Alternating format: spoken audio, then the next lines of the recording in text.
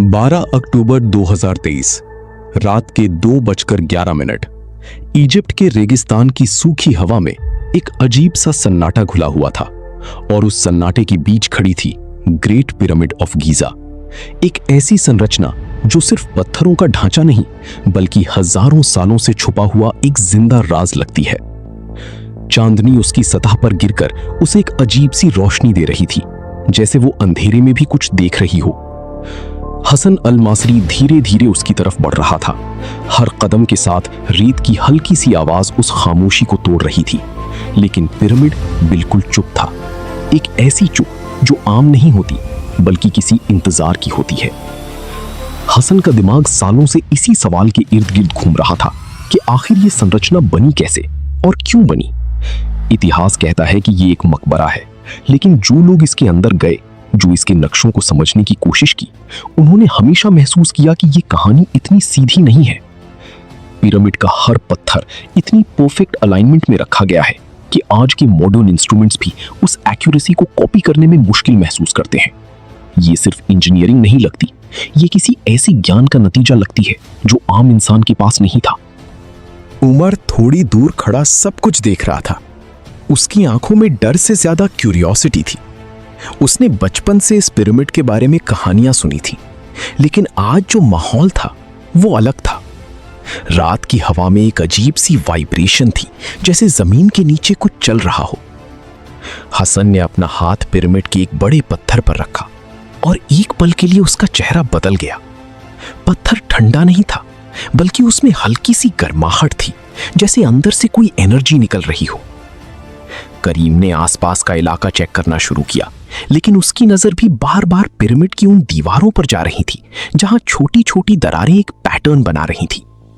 पहली नजर में वो क्रैक्स लगती थी, लेकिन जब उन्हें ध्यान से देखा गया तो वो एक तरह का डिजाइन लगने लगी, जैसे किसी ने जानबूझकर उन्हें इस शेप में बनाया हो। ये डिजाइन किसी भी नॉन इजिप्शियन स्क्रिप्ट या पैटर्न से मैच नहीं करता था। रात और गहरी होती गई और हवा और भी ठंडी, लेकिन पिरामिड के आसपास एक अजीब सी गर्मी महसूस हो रही थी। हसन ने रेत को हटाकर एक पुराना निशान ढूंढ निकाला जो आधा दब चुका था। वो एक सिंबल था, लेकिन वो किसी भी किताब में लिखे सिंबल्स जैसा नहीं था। उसकी लाइंस सीधी नहीं थी, बल्कि हल्की सी कर्व में थी, जैसे वो किसी फ्लो को रिप्रेजेंट कर रही हो। उमर की नजर उस सिंबल पर जम गई और एक पल के लिए उसे लगा जैसे वो सिंबल हल्की सी रोशनी दे रहा हो। समय जैसे रुक गया था। पिरामिड के ऊपर से एक हल्की सी चमक नीचे की तरफ आई और फिर सब कुछ वापस अंधेरा हो गया। ये कोई रिफ्लेक्शन नहीं था, क्योंकि आसपास कोई सोर्स नहीं था। ये एक सिग्नल जैसा लग रहा था, रिपीट होने वाला, लेकिन समझ के बाहर। हसन के दिमाग में एक पुरानी बात गूंज उठी जो उसने एक बुजुर्ग से सुनी थी कि पिरामिड्स सिर्फ मकबरी नहीं बल्कि एक तरह का सिस्टम है, एक ऐसा सिस्टम जो धरती के साथ इंटरैक्ट करता है। सुबह होने से पहले का वक्त सबसे ज्यादा भारी होता है और उस वक्त पिरामिड के आसपास का माहौल और भी इंटेंस हो गया। करीम ने एक इंस्ट्रूमेंट निकाला जो ग्राउंड वाइब्रेशन मेजर करता था, और जैसे ही उसने उसे एक्टिवेट किया, उसकी स्क्रीन पर रैंडम पैटर्न्स दिखने लगे। ये पैटर्न्स नेचुरल नहीं थे, ये किसी तरह की फ्रीक्वेंसी को शो कर रहे थे। लेकिन ये फ्रीक्वेंसी किस चीज की थी, इसका जवाब किसी के पास नहीं था। हसन ने पिरामिड के एंट्रेंस की तरफ देखा, जो अंधेरे में बिल्कुल काला लग रहा था। बहुत लोग उसके अंदर जा चुके थे, लेकिन हर किसी ने अलग अलग चीजें महसूस की थीं। कुछ लोग कहते हैं कि अंदर जाकर वक्त का एहसास बदल जाता है।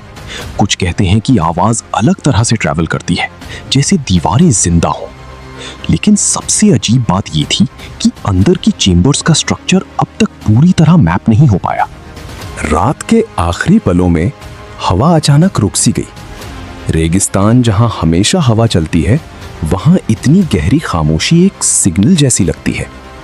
उमर ने धीरे से एक कदम आगे बढ़ाया और उसके नीचे की रेत हल्की सी हिल गई। जैसे ही उसने नीचे देखा, उसे एक और सिंबल दिखा, बिल्कुल वैसा ही, लेकिन इस बार ज्यादा क्लियर। ये कोई कोइंसिडेंस नहीं हो सकता था। हसन ने तुरंत उस जगह को साफ किया, और जब पूरा सिंबल सामने आया तो एक अजीब बात सामने आई। दोनों सिंबल्स एक दूसरे के ऑपोजिट डायरेक्शन में बने हुए थे, जैसे वो एक कंप्लीट पैटर्न का हिस्सा हो। जैसे ही सुबह की पहली रोशनी होराइजन पर आई, दोनों सिंबल्स हल्की सी चमक के साथ एक लाइन में कनेक्ट होते हुए महसूस हुए। ये एक नेचुरल इल्यूजन नहीं था, ये एक डिजाइन था। सुबह की रोशनी धीरे धीरे रेगिस्तान पर फैलने लगी और पिरामिड वापस एक आम स्ट्रक्चर जैसा लगने लगा।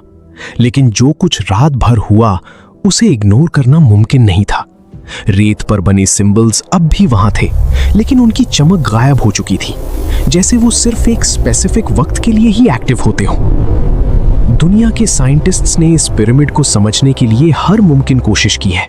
Advanced scanning, robotics, satellite imaging सब यूज किया गया, लेकिन हर बार एक नई लेयर सामने आती है और हर लेयर के नीचे एक और गहरा राज छुपा होता है। ये सिर्फ एक बिल्डिंग नहीं है, ये एक पहेली है, एक ऐसी पहेली जिसका जवाब शायद इंसान के पास अभी नहीं है।